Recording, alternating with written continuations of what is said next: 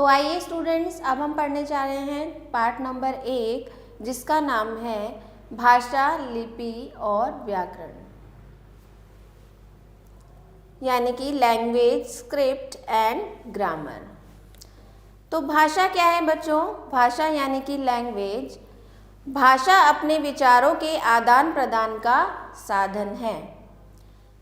जो बोली जाती है वह भाषा है, यानी कि जो हम बोलते हैं वो क्या कहलाता है? भाषा कहलाती है। भाषा से विचारों को विस्तार मिलता है और वे जन जन तक पहुंचते हैं। तो भाषा से ही हमारे जो विचार होते हैं उनको विस्तार मिलता है। जब हम बोलते हैं, आपस में बातचीत करते हैं, तो उसी से हमारे विचारों का विस्तार होता है और वो एक दूसरे तक पहुंचते हैं। हम सभी हिंदी में अपने विचार प्रकट करते हैं। हिंदी हमारी राष्ट्रभाषा है। हम अपने विचार हिंदी में प्रकट करते हैं एक दूसरे से, और हमारी राष्ट्रभाषा क्या है? हिंदी है। भाषा के रूप यानी कि काइंड्स ऑफ लैंग्वेज। अब भाषा के कितने रूप होते हैं उसके बारे में हम पढ़ेंगे। हम अपने मन के भावों या विचारों को 3 प्रकार से प्रकट कर सकते हैं, या तो बोलकर, लिखकर या संकेत यानी कि इशारे से। तो हम या तो बोलकर अपनी भाषा को समझा सकते हैं, या लिखकर हम अपने दूसरे व्यक्ति तक अपनी भाषा पहुंचा सकते हैं, या संकेतों के माध्यम से अपनी भाषा दूसरों तक पहुंचा सकते हैं। तो इस आधार पर भाषा के 3 रूप होते हैं। भाषा के 3 रूप होते हैं: मौखिक भाषा, लिखित भाषा और सांकेतिक भाषा। तो भाषा के ये 3 रूप होते हैं: मौखिक भाषा, लिखित भाषा और सांकेतिक भाषा। मौखिक भाषा यानी कि ओरल लैंग्वेज क्या होता है बच्चों? जब हम अपने विचारों या भावों को मुख से बोलकर प्रकट करते हैं तो उस भाषा को मौखिक भाषा कहते हैं। यानी कि जब हम अपने विचारों को बोलने के द्वारा जब हम अपने विचारों को दूसरों तक पहुंचाते हैं तो वो भाषा हमारी मौखिक भाषा कहलाती है। दूसरा है हमारा लिखित भाषा। लिखित भाषा यानी कि रिटन लैंग्वेज। जब हम अपने विचारों को लिखकर प्रकट करते हैं तो उस भाषा को लिखित भाषा कहते हैं। लिखित भाषा यानी कि जब हम लिखकर अपने विचारों को प्रकट करते हैं तो वो हमारा लिखित भाषा कहलाता है। नेक्स्ट आपका आता है सांकेतिक भाषा यानी कि कोड लैंग्वेज। जब हम अपने विचारों को संकेतों या इशारों के द्वारा प्रकट करते हैं, जब हम संकेतों या इशारों के द्वारा अपनी भाषा को प्रकट करते हैं तो उस भाषा को सांकेतिक भाषा कहते हैं। ठीक है? तो गूंगे या मूक व्यक्ति अपने विचार सांकेतिक भाषा के द्वारा ही प्रकट करते हैं। यदि कोई व्यक्ति गूंगा है तो वो अपनी बात दूसरों तक कैसे पहुंचाएगा? इशारों से, ऐसे इशारे करके पहुंचाएगा। तो जो गूंगे या मूक व्यक्ति अपने विचार कैसे पहुंचाते हैं? संकेतों के माध्यम से प्रकट करते हैं, क्योंकि वे बोल नहीं सकते। चौराहे पर खड़ा ट्रैफिक पुलिस का सिपाही संकेतों की सहायता से अपनी बात लोगों को समझाता है। तो आपने ट्रैफिक पुलिस भी देखा होगा, तो वो लोगों को अपने हाथों के इशारे से कि ये वाले रोड के लोग अब जा सकते हैं, इस तरह से इशारे करता है। तो वह भी, उसकी भाषा भी सांकेतिक भाषा कहलाएगी, क्योंकि वो संकेतों के माध्यम से अपनी बात लोगों तक पहुंचा रहा है। भारत में बोली जाने वाली भाषाएं इस प्रकार हैं।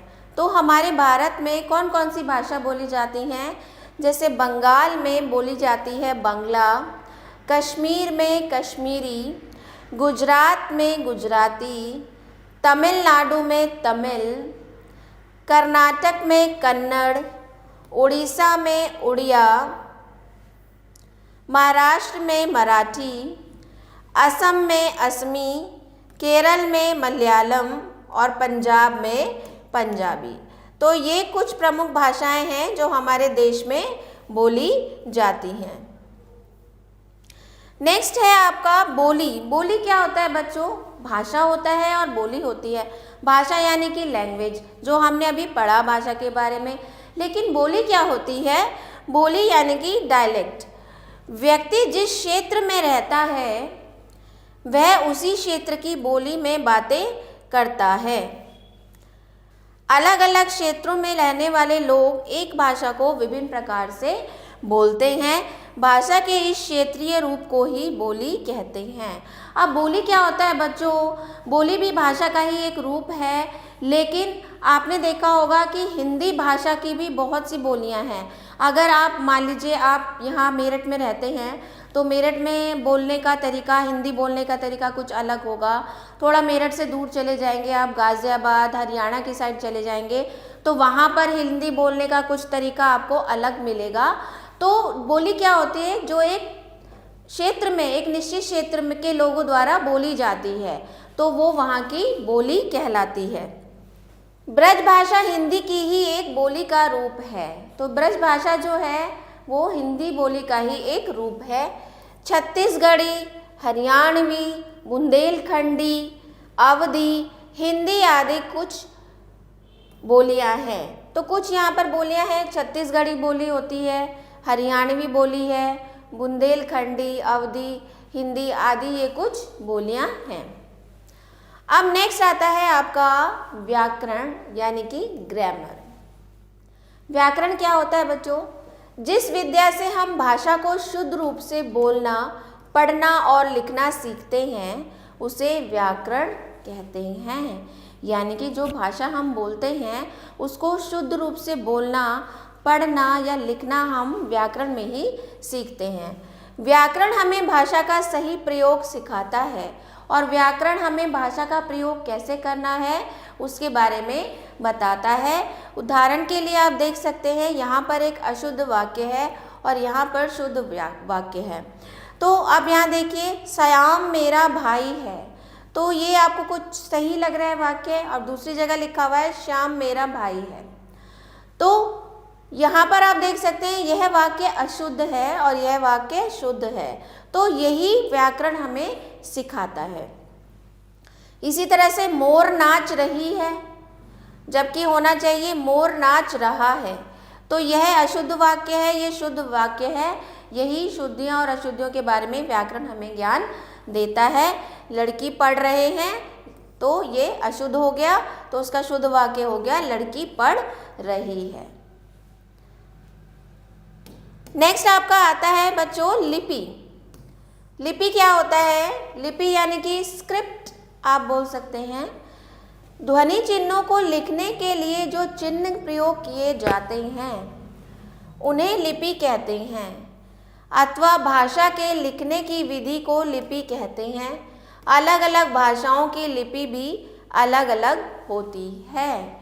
यानी कि जो ध्वनि चिन्ह होते हैं हमारे व्याकरण में, उन चिन्हों का जो प्रयोग किया जाता है उसे लिपि कहते हैं, और भाषा का लिखने का जो तरीका होता है वही हमारा लिपि कहलाता है।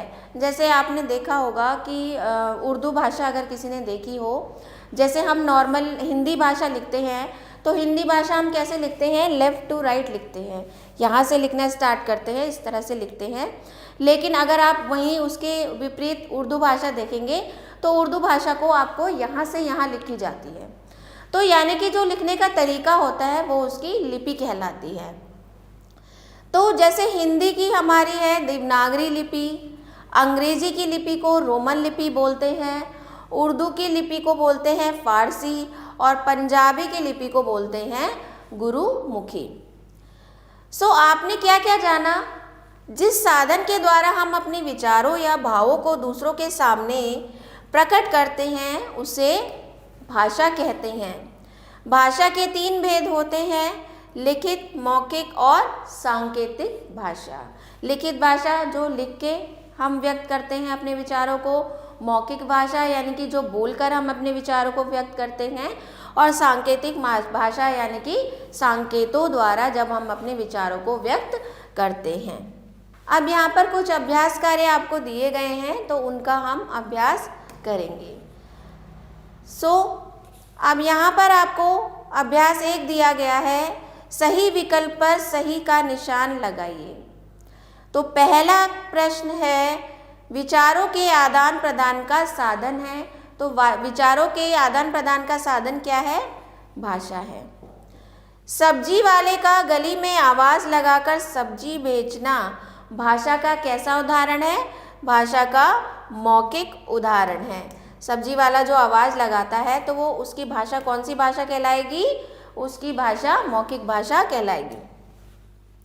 अपने मित्र को पत्र लिखना भाषा का रूप है। आप अपने मित्र को पत्र लिख रहे हैं तो लिखकर आप अपने विचार व्यक्त कर रहे हैं अपने मित्र से, तो ये भाषा का कौन सा रूप है? लिखित रूप है।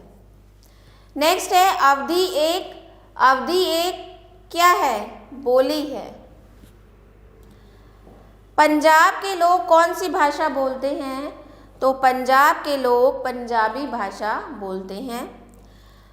नेक्स्ट है भाषा के क्षेत्रीय रूप को क्या कहते हैं? भाषा के क्षेत्रीय रूप को बोली कहते हैं। अगला अभ्यास कार्य है रिक्त स्थानों की पूर्ति कीजिए। तो पहला है हम अपने मन के भावों को भाषा के द्वारा प्रकट करते हैं। नेक्स्ट है भाषा को शुद्ध रूप से लिखने व बोलने का ज्ञान हमें किससे होता है बच्चों? व्याकरण से होता है। अभी आपने पाठ में पढ़ा, व्याकरण से होता है। बोलकर मन के भावों को प्रकट करना क्या कहलाता है? मौखिक भाषा कहलाता है। किसी को पत्र लिखना लिखित भाषा का उदाहरण है। नेक्स्ट है गूंगे व्यक्ति अपने विचार सांकेतिक भाषा के द्वारा या संकेतों के द्वारा प्रकट करते हैं। अगला अभ्यास है भाषा का उनकी लिपियों से सही मेल मिलाइए। तो यहाँ पर उर्दू भाषा है तो उर्दू भाषा की लिपि है हमारी फारसी, पंजाबी की है गुरुमुखी, अंग्रेजी की लिपि है रोमन और हिंदी की लिपि है देवनागरी। तो इस तरह से अगला अभ्यास कार्य है सही कथन पर सही और गलत कथन पर गलत का चिन्ह लगाइए। तो पहला है भाषा मन के भावों को प्रकट करने व समझने का साधन है। बिल्कुल सही है। भाषा के केवल 2 रूप होते हैं? नहीं, भाषा के 3 रूप होते हैं, लिखित, मौखिक और सांकेतिक। तो यह गलत है कथन।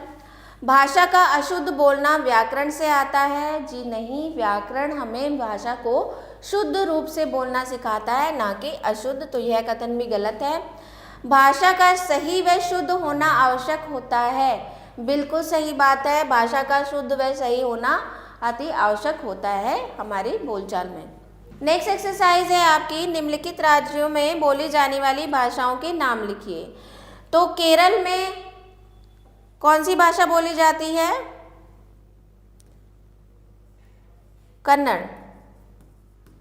महाराष्ट्र में मराठी, तमिलनाडु में तमिल, गुजरात में गुजराती, उत्तर प्रदेश में हिंदी